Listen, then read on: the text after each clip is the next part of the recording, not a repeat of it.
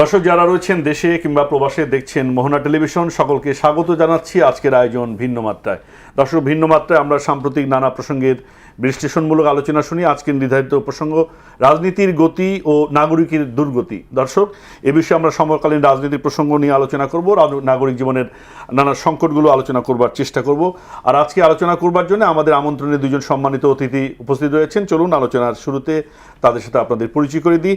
রয়েছেন জনাব আবুল কাশেম চৌধুরী, সাবেক সভাপতি বাংলাদেশ জাতীয়তাবাদী দল,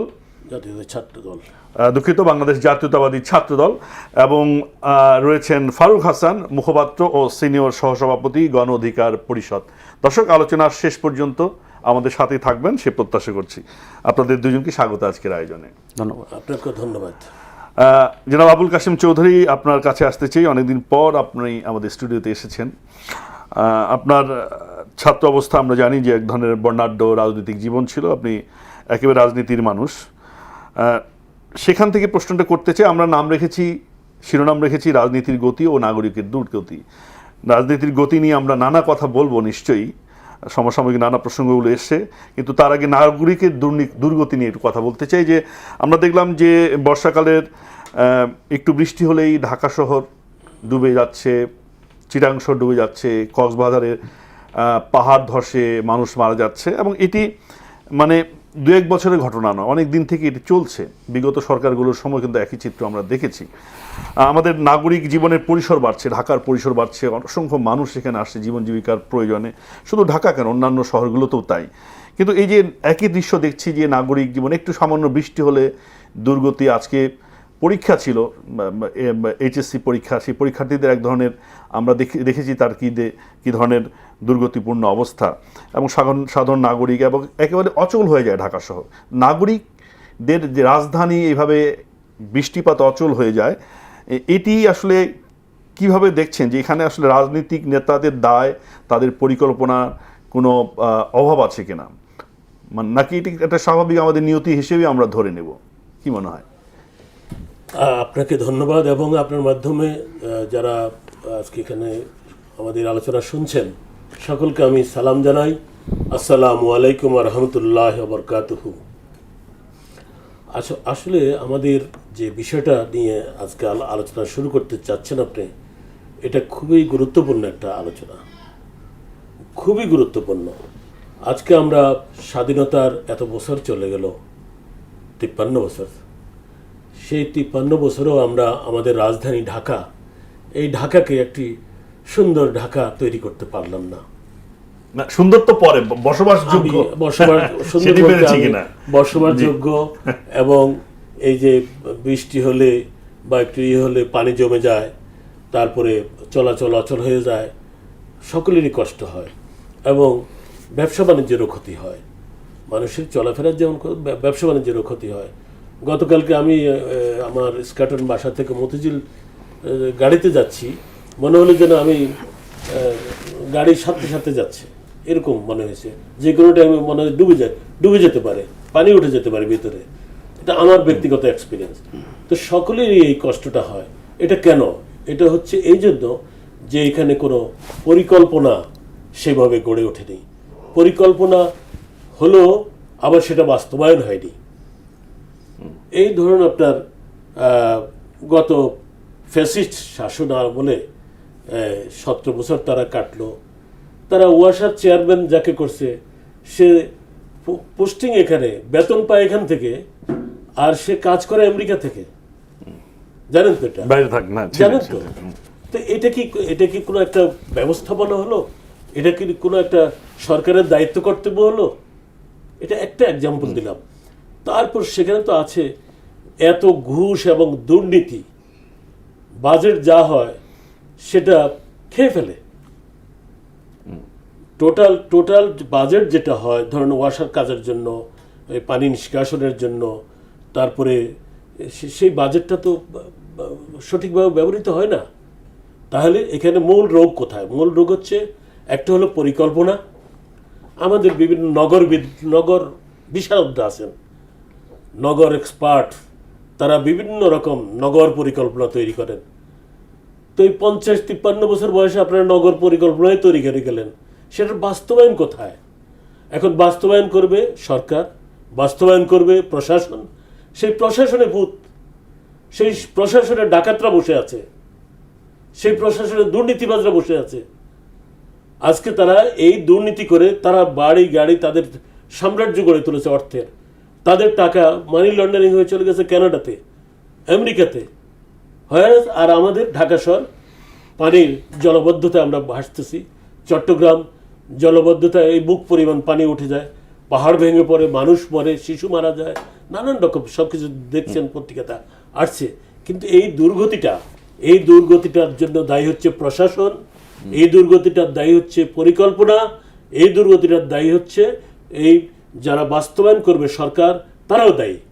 জি, আপনার কাছে আসবো। আপনি প্রধানভাবে বলছেন যে প্রশাসন দায়ী, কিন্তু আসলে প্রশাসনকে তো শাসন করে বা পরিচালনা করে তার পিছনে আমাদের রাজনীতিবিদেরা, যারা ক্ষমতায় যাচ্ছেন, যারা পরিকল্পনা নিচ্ছেন, তারা কতটা দায়ী সেটাও একটু আলোচনায় আমরা একটু আনতে চাই। ফারুক হাসান, আপনি নিজেও রাজনীতি করেন, আপনি কিভাবে দেখছেন যে আমরা দেখছি ঢাকায় মেগা প্রকল্প বাস্তবায়ন হচ্ছে, আমরা মেট্রো রেলের মতো এরকম একটা মেগা প্রকল্প বাস্তবায়িত হলো। আমরা মেট্রো রেল যখন চড়ি তখন মনে হয় যে দেশটা অন্যরকম, কিন্তু যখন মেট্রো থেকে নামি তখন তো পা দেওয়া যাচ্ছে না, মানে কাদা, পানি বা দুর্গন্ধ বা এই যে বন্যার যে পরিস্থিতি, মানে এটি মানে কেন হচ্ছে? যে প্রশাসনের জন্য উপরে কাঁধে আমরা দায়টা দিয়ে কি চুপ করে থাকতে পারি? মানে রাজনৈতিক নেতাদের দায়টা কতটুকু আছে? ধন্যবাদ মোহনা টেলিভিশনের সম্মানিত দর্শক যারা দেখছেন, আমার সহ-আলোচক। আসলে দেখেন, এখন বন্যা পরিস্থিতি এতটাই খারাপ অবস্থার দিকে যেটা আসলে আমরা চিন্তাও করতে পারছি না। কারণ বাংলাদেশে বিগত সময়ে অসংখ্যবার বন্যা হয়েছে। মানে আমরা যে সকল প্রাকৃতিক দুর্যোগের মুখোমুখি হই তার মধ্যে বন্যা সুপরিচিত একটি প্রাকৃতিক দুর্যোগ। মানে প্রায়শই বছরেই বন্যার মুখোমুখি আমরা হয়েছে এবং হতে হয়েছে আমাদের। বাট এবার যে পরিমাণ মানুষ এই বন্যাতে মারা গেছে বা যে পরিমাণ প্রাণহানি হয়েছে, বিগত সময়ে এত মানুষ কিন্তু বন্যাতে মারা যায়নি। বন্যাতে আমি আবার বলছি, দেখেন এখন পর্যন্ত বোধহয় প্রায় 70-এর কাছাকাছি মানুষ জীবন দিয়েছে এই বন্যাতে। এখন আমি যদি ধরেন যে বন্যার ওই অ্যাঙ্গেল থেকে চিন্তা করি যে কেন প্রত্যেক বছর বন্যা হয়, বন্যা একটা প্রাকৃতিক দুর্যোগ, এটা হবেই। আপনি চাইলেও এই প্রাকৃতিক দুর্যোগকে নিয়ন্ত্রণ করতে পারবো না, আটকাতেও পারবো না। আমি যদি বলি যে আগামী বছর আমি বন্যা থামিয়ে দেবো, বন্যা যাতে না হয়, এটার কোনো সুযোগ নেই। আপনি কি করতে পারি বা আমাদের করারটা কি আছে?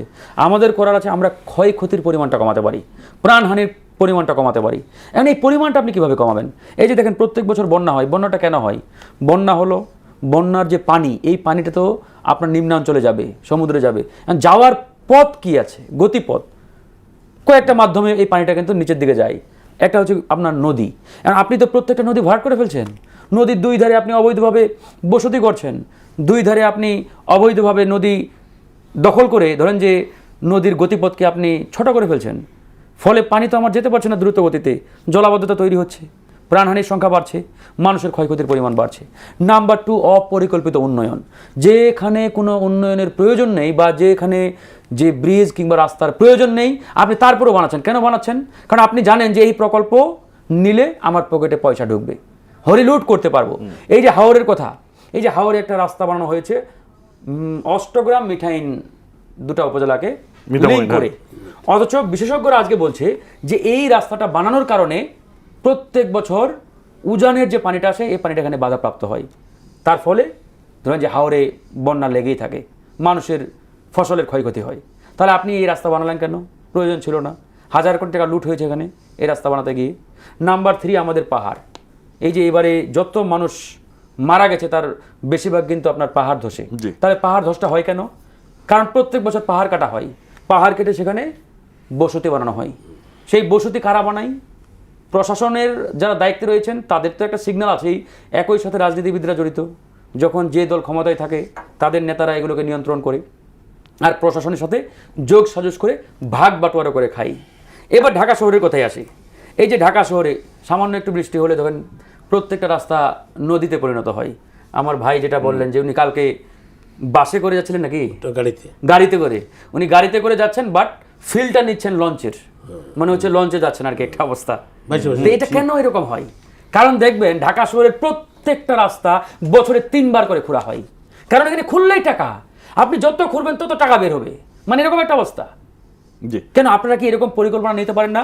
ধরেন ঢাকায় যে সার্ভিসগুলো দেওয়া হয়, ওয়াসা বলেন, ইলেকট্রিসিটি ডেস্কো বলেন, সিটি কর্পোরেশন বলেন, প্রত্যেকটা প্রতিষ্ঠান বসে মিটিং করে সিদ্ধান্ত নিবে যে এই রোড আগামী 50 বছরে আপনার পরিকল্পনা কি দেন। জি।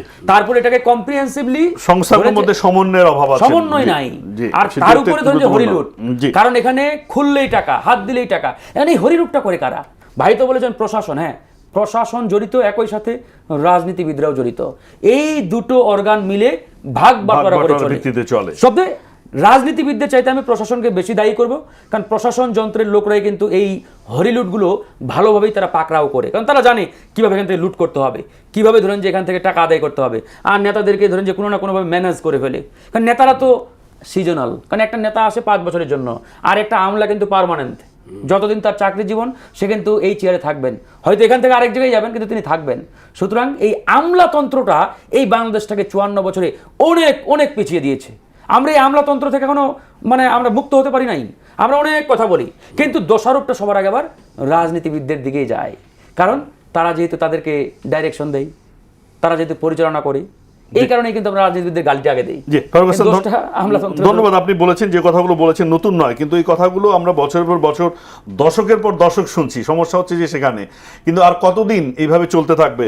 আবুল কাসেম চৌধুরী, আমরা দেখছি যে গত 24শে যে আগস্টে গণভুত্থান হলো, সেখানে জনগণের এক ধরনের এক্সপ্রেশন জাগ্রত হয়েছিল যে সামনে যে দিনগুলো আসবে সেখানে জনগণের ভাগ্যের পরিবর্তন ঘটবে, তাদের জীবনযাত্রার এক ধরনের পরিবর্তন ঘটবে, নাগরিক জীবনের সুযোগ সুবিধাগুলো বাড়বে। এই যে দুর্নীতির কথা বলছি, প্রশাসনের যে দুর্বৃত্তায়নের কথা বলছি, তাদের সাথে রাজনীতির যে সংযোগ কথা বলছি, সে জায়গায় কতটা পরিবর্তন এসছে বলে আপনি মনে করেন? আমরা নিম্নকক্ষ উচ্চকক্ষ এই ধরনের সংস্কারের দিকে যাচ্ছি, কিন্তু যাপিত জীবনের সংকটগুলো, সেগুলো রাজনীতিবিদদের মাঝে কতটা গুরুত্ব পাচ্ছে, বা আমাদের এই সংস্কার প্রক্রিয়া কতটা গুরুত্ব পাচ্ছে? আমি আপনাকে বলবো যে 24শে আমাদের যে জুলাই বা 5 অগাস্টের যে ছাত্র গণঅভ্যুত্থান এদেশে হয়ে গেল, স্বৈরাচার বিরোধী এবং ফ্যাসিস্ট বিরোধী যে অভ্যুত্থান হলো, আমি তাদেরকে মনে করি তারা জাতির জন্য একটা বিশাল কাজ করে গেছেন, এবং আমি তাদেরকে স্যালিউট করি এবং তাদেরকে সম্মান প্রদর্শন করছি, এবং সম্মান প্রদর্শন করেই বলছি রাষ্ট্রীয়ভাবে এই গণঅভ্যুত্থানের নায়কদেরকে স্বীকৃতি দেওয়া উচিত, তাদের যাতে স্মরণীয় হয়ে থাকে, ইতিহাসে তাদের স্বর্ণাক্ষরে নাম লেখা থাকে। এখন এই গণঅভ্যুত্থানের যে আকাঙ্ক্ষা ছিল, যে আশা আকাঙ্ক্ষা ছিল, সেটা বাস্তবায়ন করবে নির্বাচিত সরকার, নির্বাচিত পার্লামেন্ট। আমরা 12ই ফেব্রুয়ারি নির্বাচন পেয়েছি, সে নির্বাচনে বিএনপিকে সংখ্যাগরিষ্ঠতা দান করেছে মানুষ, এবং বিরোধী দলে জামাত ইসলাম এবং তার জোট রয়েছে, তাদেরকেও অনেক অনেক সিটে মানুষ দিয়েছে। তো এখন এই বর্তমান পার্লামেন্ট আমি মনে করি একটি সার্বভৌম পার্লামেন্ট। এই পার্লামেন্ট সিদ্ধান্ত নেবে, সংস্কারের ব্যাপারে সিদ্ধান্ত নেবে, আইন প্রণয়ন করার ব্যাপারে সিদ্ধান্ত নেবে, এবং প্রশাসনিক সিদ্ধান্ত নেবে, দুর্নীতির বিরুদ্ধে সিদ্ধান্ত নেবে, ব্যাংক ডাকাতি যারা করছে তাদের বিরুদ্ধে সিদ্ধান্ত নেবে, এবং মানি লন্ডারিং যারা করছে তাদের বিরুদ্ধে সিদ্ধান্ত নেবে, হত্যা, রাহাজানি, ডাকাতি যারা করেছে তাদের বিরুদ্ধে সিদ্ধান্ত নেবে, গুম খুম যারা এই ফ্যাসিস্ট শাসনামলে করেছে সেটার বিচার করবে। তারপরে এই ছাত্র গণ অভ্যুত্থানে যারা শহীদ হয়েছেন, কারো কারো মতে 1400, কারো কারো মতে 800, 900, 1000, যাই বলেন না কেন আপনি, এই হত্যার, এই শহীদদের হত্যার বিচার করতে হবে, এবং বিচার করে তাদেরকে যথাযথ আইনের আওতায় আনতে হবে। আজকে আপনি একটা বিচার করে রাখলেন যে শেখ হাসিনার ফাঁসির আদেশ দিলেন, কিন্তু কার্যকরী করলেন না, তাহলে লাভ হলো কি? আজকে প্রতিটি হত্যার, প্রতিটি খুনের, প্রতিটি মানি লন্ডারিং এর বিচার করতে হবে। আমরা সেই জায়গাটা আসবো।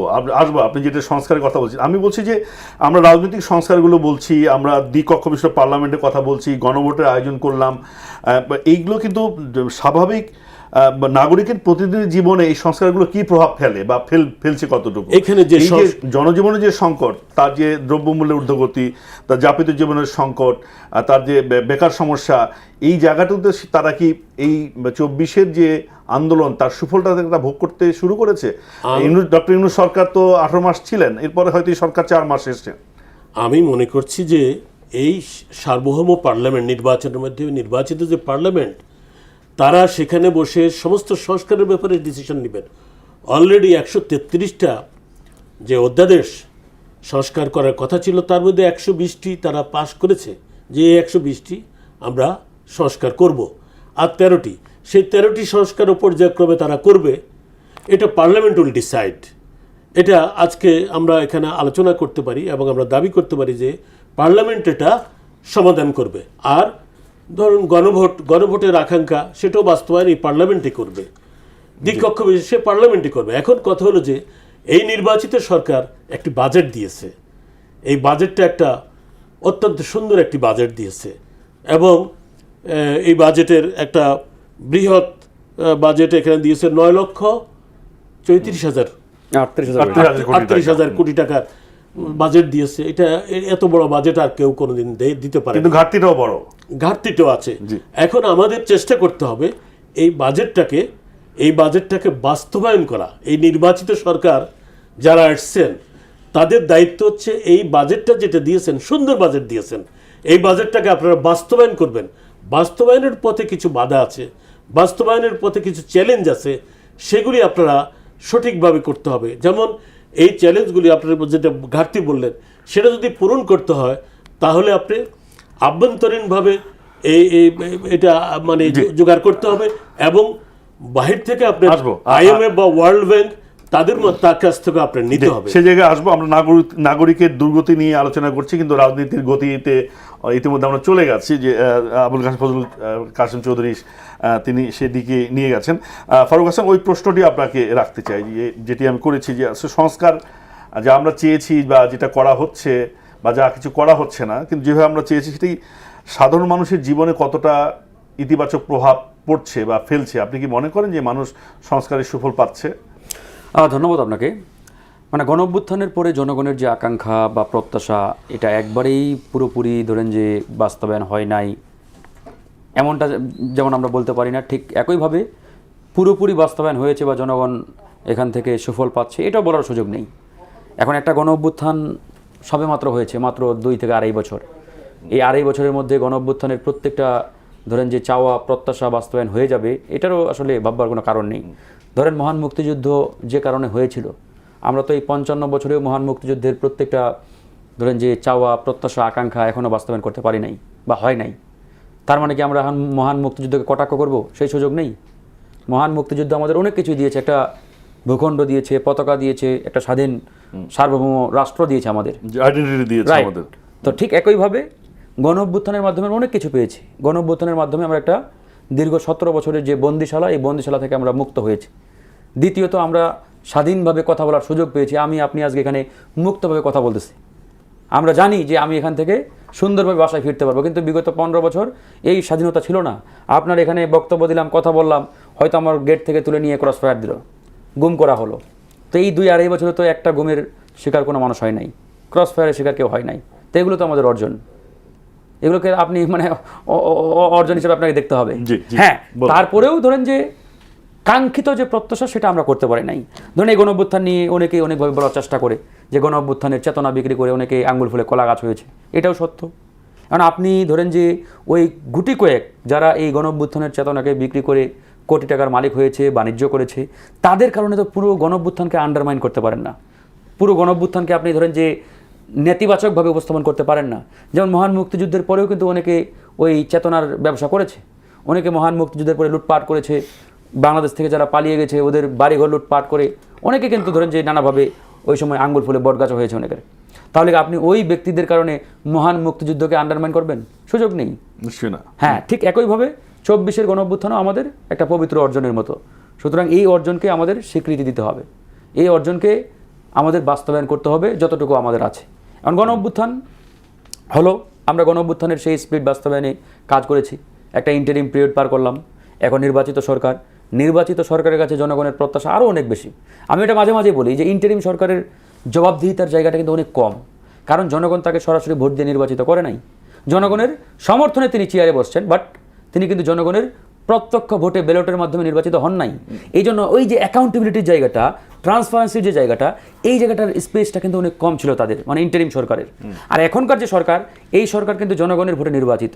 সুতরাং এই সরকার যদি একটা ভুল করে, জনগণ কিন্তু তাকে 10টা প্রশ্ন করে, তাকে জবাবদিহিতার আওতায় নিয়ে আসে বৃহৎ পরিসরে। তো সেই জায়গা থেকে আমাদের প্রত্যাশা থাকবে বর্তমান যে নির্বাচিত সরকার, এদের কাছে জনগণের আকাঙ্ক্ষা প্রত্যাশা যেহেতু অনেক বেশি, তারা যাতে জনগণের সেই আকাঙ্ক্ষার প্রতি শ্রদ্ধা রেখে এই যে সংস্কার কাজগুলো এগুলো বাস্তবায়ন করেন। এখন পর্যন্ত আমরা একবারেই হতাশ না, আবার আশানুরূপ ইতিবাচক সারাও কিন্তু সরকারের পক্ষ থেকে পাচ্ছি না। তবে এখানে যেটা বলে রাখা ভালো যে সরকার ওই চাপে পড়ে আবার অনেক কাজই করছে। যেমন যেটাকে বলা হয় যে সরকার পানি খায় বাট একটু ঘোলা করে খায় আর কি।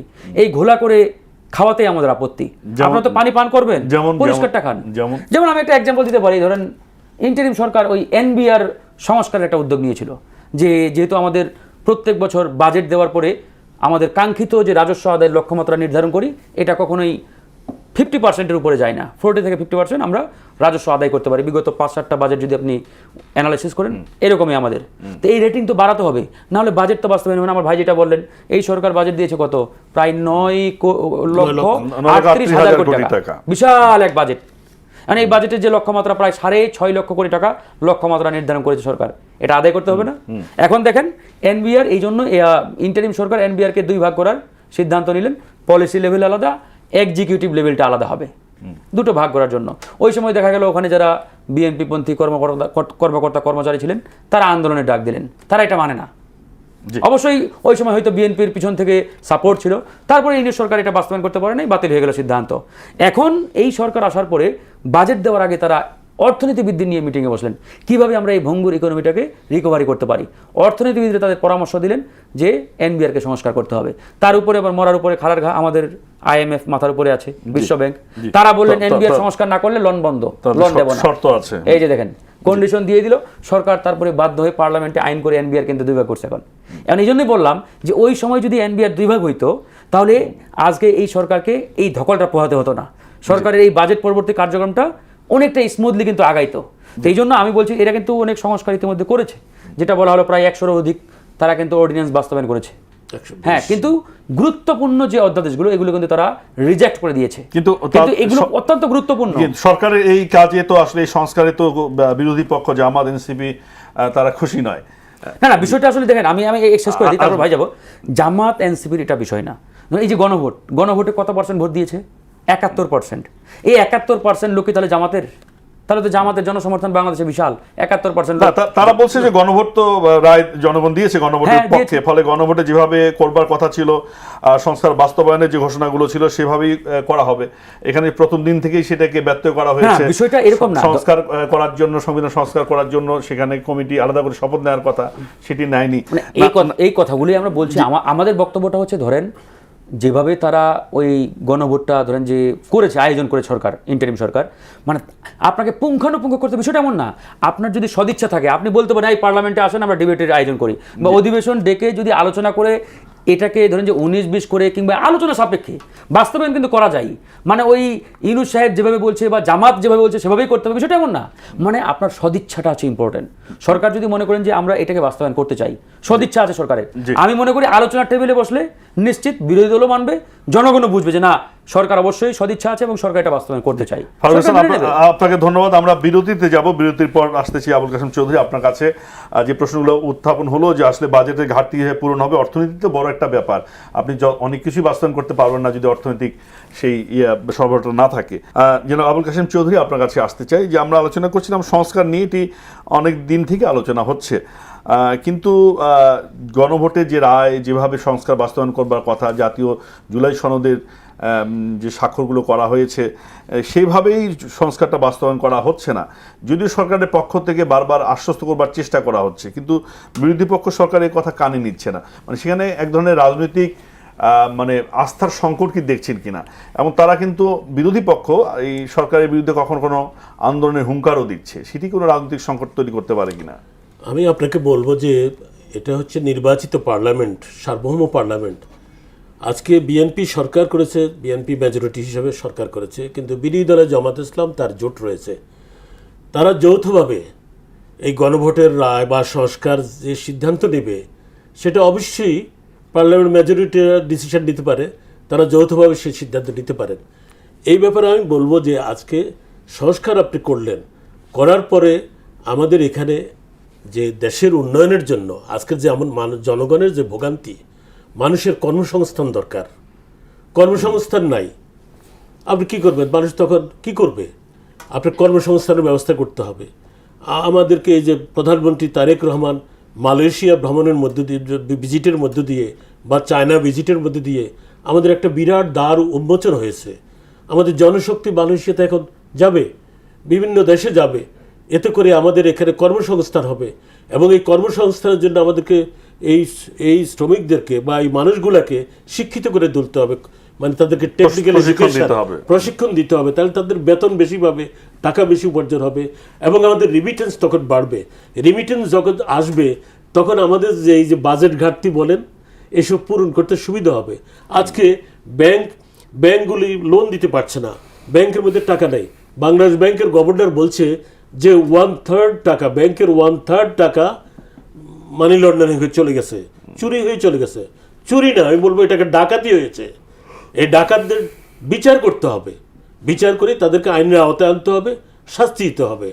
এবং আপনার তাহলে ব্যাংক আবার গড়ে উঠবে এবং ব্যাংক যদি সচল হয় তখন লোন পাবে, লোন পেলে ইন্ডাস্ট্রি কলকারখানা আবার গড়ে উঠবে, ইম্পোর্ট এক্সপোর্ট বাড়বে, কর্মসংস্থানের সৃষ্টি হবে। এটা গেল একটা দিক। তারপর আমাদের এডুকেশন সেক্টরে অনেক বড় বাজেটে সরকার দিয়েছে এবার বাজেটে। সেই এডুকেশন সেক্টরটা আমি মনে করি এটা যদি সেভাবে আমাদের মানে বিজ্ঞানভিত্তিক শিক্ষা ব্যবস্থা, গবেষণামূলক শিক্ষা ব্যবস্থা এবং কারিগরি শিক্ষা ব্যবস্থা এখানে বাস্তবায়ন করা যায়, দেশের অনেক উন্নতি হবে, অনেক কর্মসংস্থান হবে। এবং আমি বলবো যে চায়না ভিজিটের মধ্য দিয়ে প্রধানমন্ত্রী তারেক রহমানের এক বিরাট সাফল্য এসেছে। এই সাফল্যের মধ্য দিয়ে আমাদের যে আজকের দুর্গতি দেখেন, এই দুর্গতি কেটে যাবে ইনশাআল্লাহ। মানে সাফল্যটা আপনি কোন দিকে দেখছেন? যে বিভিন্ন দেখছি প্রকল্পের যে প্রতিশ্রুতি বা সমঝোতা সেটা হয়েছে, কিন্তু এটা তো আসলে দীর্ঘমেয়াদী একটা ব্যাপার, যে বাস্তবায়ন কবে হবে? চায়না থেকে তো নগদ টাকা আসেনি, যেটা আমাদের বাজেট সহায়তার টাকা আসেনি, নগদ টাকা কাজে লাগতো। নগদ টাকাও আসবে, নগদ টাকার বহু জিনিস, বহু কথা আছে। জিও পলিটিক্স আমাদের একটা আছে। এই জিও পলিটিক্সে আমাদের মতো সরকারকে, আমাদের দেশের সরকারকে বা তারেক রহমান অনেক বুদ্ধিমত্তার পরিচয় দিচ্ছে, অনেক কৌশলী ভূমিকা রাখছে, অনেক বিচক্ষণতা পরিচয় দিচ্ছে। সব কথা যদি বলে ফেলে তাহলে কিছু অসুবিধার সৃষ্টি হবে। কাজেই আপনার চায়নার সাথে যে ডিলগুলি হয়েছে, যে চুক্তিগুলি বা যে স্মারক সমঝোতা হয়েছে, আমি মনে করি যে এখানের মধ্যে সবচেয়ে উল্লেখযোগ্য হচ্ছে করিডোর। এই করিডোর যদি আমরা বাস্তবায়ন করতে পারি, যত দ্রুত বাস্তবায়ন হয়, দেখবেন যে টোটাল বাংলাদেশের অর্থনৈতিক যে অবস্থা পরিবর্তন হয়ে যাবে। সেটা নিয়ে তো প্রশ্ন আছে যে না, সেটা প্রশ্ন থাকুক, কিন্তু আমি বলছি আপনাকে, মিয়ানমারে যে দশা এখন, মিয়ানমারে আসলে সেন্ট্রাল গভর্নমেন্ট নাই, নিয়ন্ত্রণে নাই, বিদ্রোহীদের আমি আপনাকে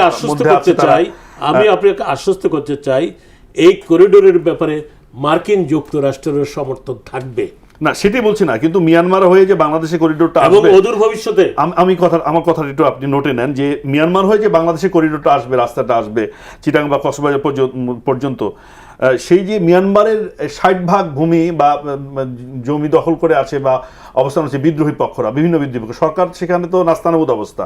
ফলে এই অবস্থায় এটি আসবে, এটি কতটা বাস্তবসম্মত? এই যে বিদ্রোহী গ্রুপ বা মারামারি হানাহানি, সেগুলো আমি তো বলছি, এক কথায় বলছি, জিও পলিটিক্স আছে এখানে বার্মাতে।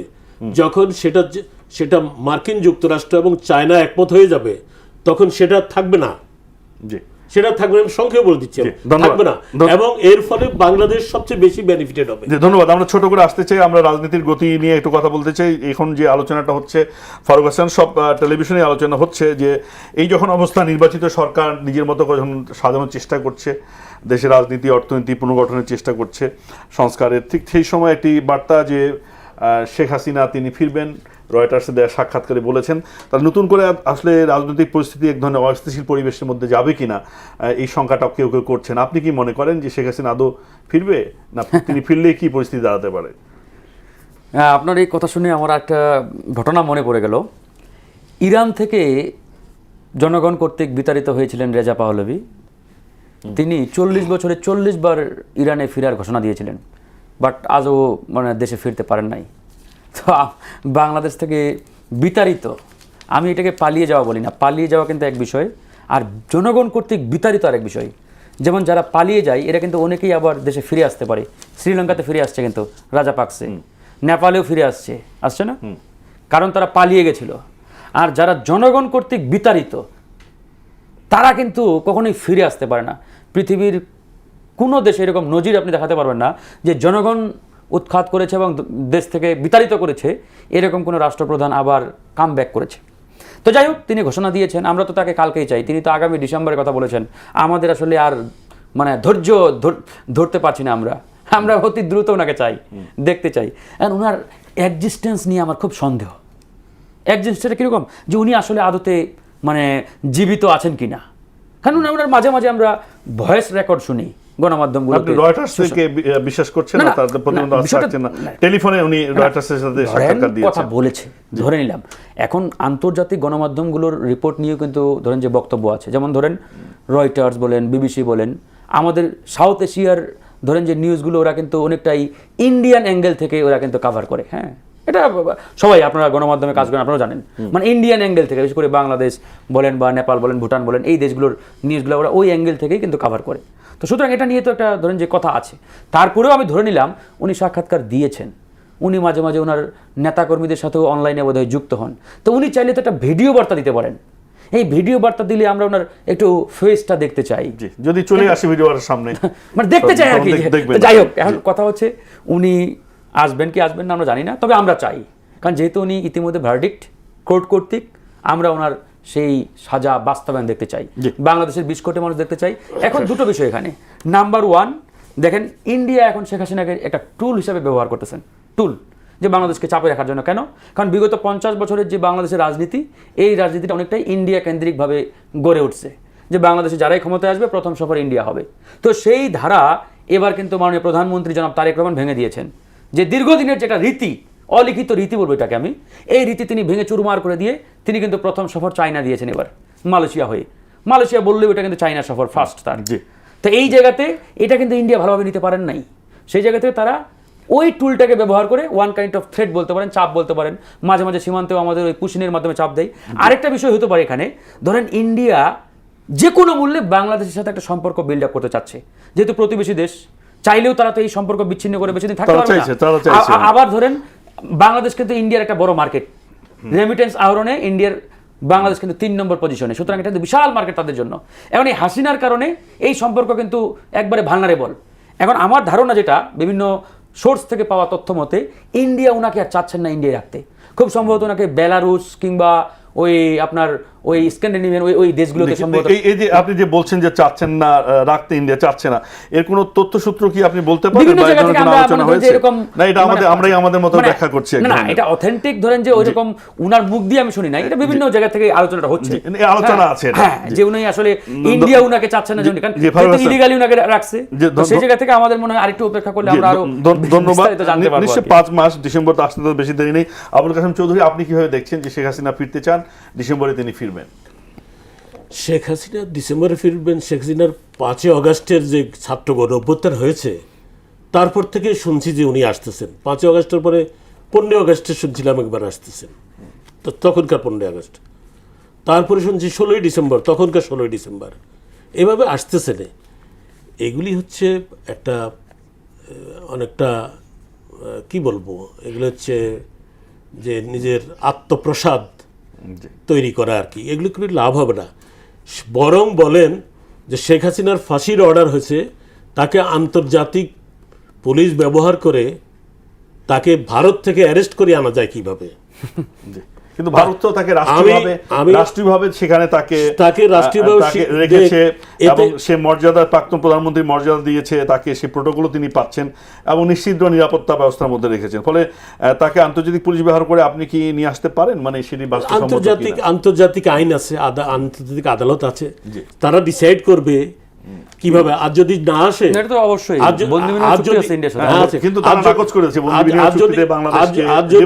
আর যদি ওনাকে যদি অ্যারেস্ট করে না আসা যায়, না যায়, তাহলে উনি তো বলছে আসবেন, নিজে আসতে চান, আসুক। কিন্তু এগুলি হচ্ছে চটকদারি কথা, কোনোদিন আসবে না।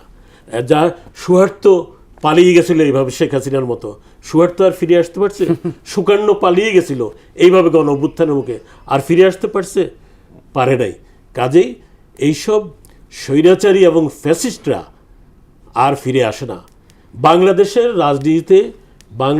রাজনীতিতে। এটা হচ্ছে নতুন সৃষ্টি, যে ফ্যাসিস্টদেরকে বিদায় নিতে হয় এইভাবে, এবং ফ্যাসিস্ট পার্টিকে প্রথম আসেন এখানে আইনানুগভাবে এই ফ্যাসিস্ট পার্টি আর রাজনীতি করার কোনো অধিকার আছে কিনা এটা আগে পরিষ্কার হইতে হবে, পরিষ্কারভাবে বলতে হবে।